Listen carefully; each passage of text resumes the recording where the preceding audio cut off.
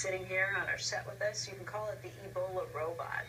It's right here. You're talking about our guest. No, right here. Okay. Check out the Ebola robot right behind us. You are looking at the disinfection device that's being used at the Dallas hospital to clean the room where the Ebola patient was treated. It uses UV light to destroy the virus.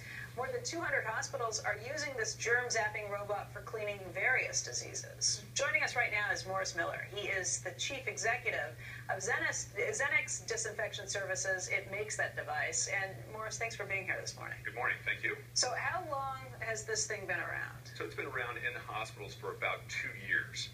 The hospitals use it typically, while Ebola is the topic today, they use it to fight hospital-acquired infections, things like MRSA, C. diff, VRE, Acinetobacter, exactly, Yeah. staph. And they found it that they can use it and eliminate somewhere between upwards of 50%, even 80%. A Mass General affiliate yesterday announced 74% long-term reductions in MRSA, over 80% reductions in C. diff.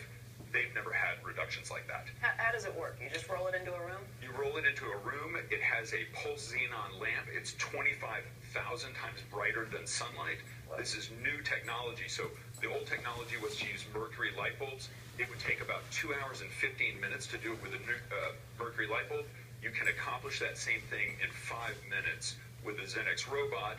You can eliminate something like Ebola in 90 seconds. I see one flashing in the newsroom. Is that safe for humans? That's a demo one. That's a demo robot. Good question. The real robot has sensors on it. It has a heat signature. It can sense motion. It would instantly cut off if somebody walks in the room.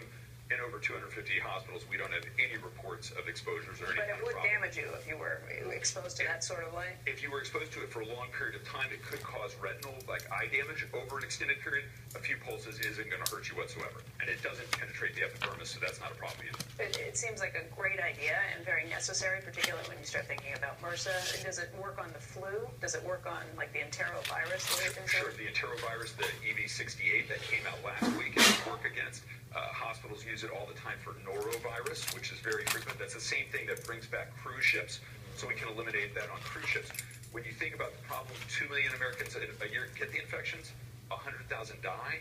If we were to have every hospital use this whenever they could, you're talking about 70,000 lives saved a year, 1.4 million infections, and from an economic standpoint, that could be as much as $28 billion going back into the healthcare.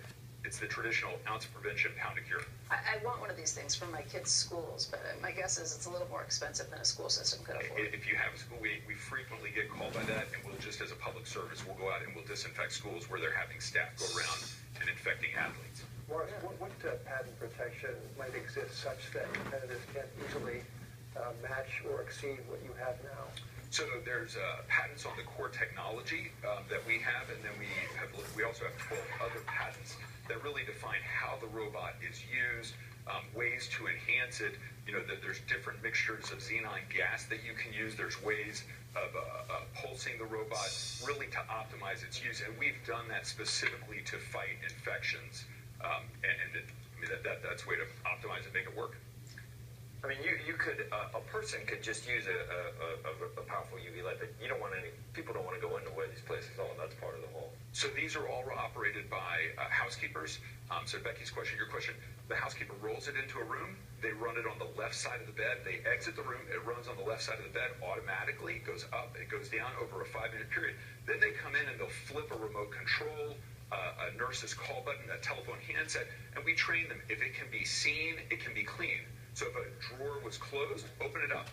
If a cabinet was closed, open it up, run it on the right side of the bed. And now you can think holistically about that environment where you're really disinfecting every surface of everything in the room, which as a human being, and these housekeepers, they are working so hard, but to turn a room in 30 minutes, they can't get to every surface. UV light, does it break up nucleic acids? Does it what does it do exactly? Great. So the technical term, it does photodimerization, which is combining portions on the DNA strand. Makes it totally inactive.